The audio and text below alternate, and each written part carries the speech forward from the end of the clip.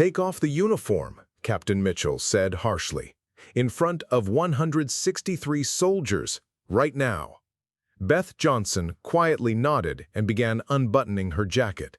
But when she turned around, the tattoo on her back stopped time. 28 names, one fallen son, and an unforgettable line. "Tell her she's the bravest I ever saw." In this story, you'll see not just a uniform scandal, but also a heroism story kept secret for 11 years. Just as true courage lives quietly, true sacrifice emerges in unexpected moments. Believe me, the ending of this story will deeply move you. The morning chill hung in the air at Fort Eagle Ridge as 163 soldiers lined up on the parade ground. Winter sunlight reflected off the metallic gleam of barrack rooftops, but the tension in the air felt sharper than the cold. Mary Elizabeth Johnson, 48, stood calmly at the back of the formation.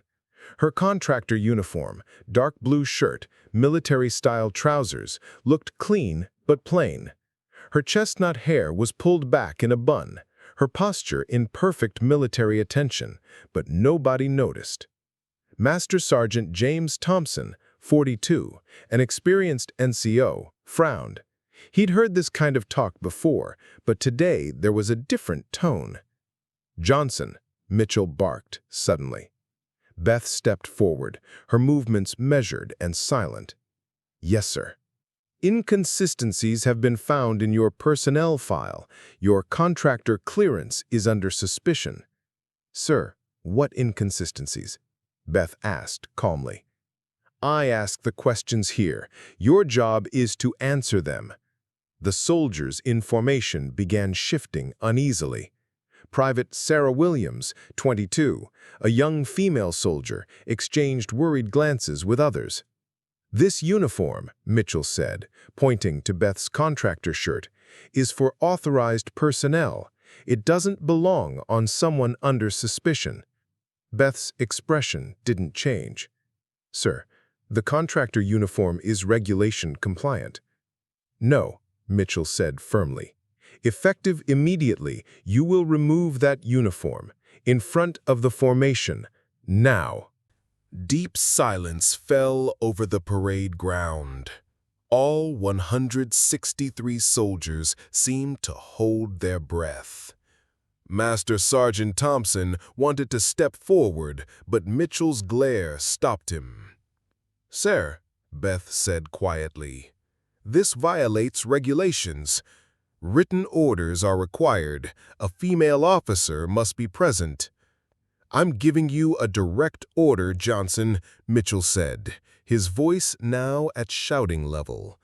"Take off that uniform or I'll have it removed by force." Beth stared at Mitchell for a long moment. There was no fear in her eyes, but there was calculation, assessment. It was the look of someone who had made difficult decisions before. "If this is going to be the moment," Beth said, turning to face the formation, her voice low but steady, "I only ask that you all remember it." She slowly began removing her shirt. She unbuttoned it one by one, folded it meticulously, and placed it reverently on the concrete. Underneath was a plain gray tank top, regulation compliant. When she turned around, the first reaction was confusion, then understanding, then breathtaking silence. The tattoo on her back wasn't art, it was scripture. 28 names, each inked with dates and coordinates. Each line was a farewell that no ceremony had honored. But at the center, framed between her shoulder blades, was one name. Staff Sergeant Michael Anderson, Helmand Province, KIA 2012. And beneath it, in soft script, "Tell her she's the bravest I ever saw." The crowd stood motionless. Then slow but determined footsteps came through the formation. General William Anderson, 61, silver-haired, stepped forward through the ranks. His eyes were locked on that name. When his voice came, it was quieter than expected, but harder than steel. Colonel Johnson. Beth turned and saluted with her bare shoulders. Retired, sir. Contractor now. Anderson didn't return the salute. He stepped one pace closer, his voice barely above a whisper. You brought my son home when everyone else gave up. Beth said nothing, but her silence said everything. Behind them, Mitchell stammered. This isn't possible. There's no record. She's just admin. Anderson turned to him. Exactly. No record because it's classified. While you were polishing metals you didn't earn, she was pulling soldiers out of places you don't even have clearance to pronounce. He turned to Beth. You brought Michael home when they said it couldn't be done.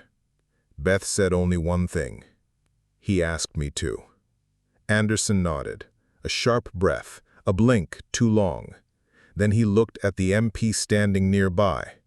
Captain Robert Mitchell, you're under arrest for abuse of authority, falsifying records, and conduct unbecoming an officer. As the MP stepped forward, Mitchell's last weapon, entitlement, bared its teeth. My father's a general. He'll bury this. Anderson didn't flinch. Your father is already under investigation. This rot stops here. Beth didn't watch Mitchell being led away. Instead, she walked quietly toward the line of female soldiers Mitchell had humiliated. Private Williams stood there, eyes wide, shoulders trembling. Beth didn't lecture, didn't console. She simply said, "You're still standing. That's what matters." Williams held back tears. "Ma'am, Colonel, I almost quit. He made me feel like nothing." Beth leaned in, her voice low.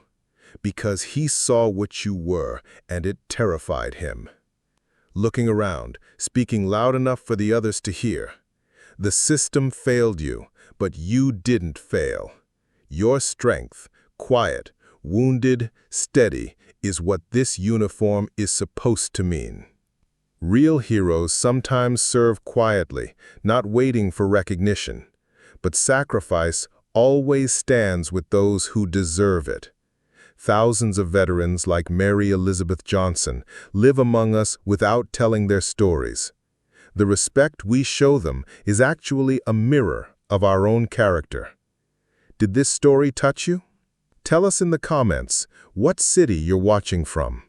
If you believe stories like this need to be heard, subscribe to the channel and hit that like button.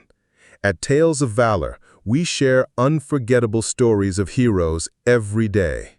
See you in the next story.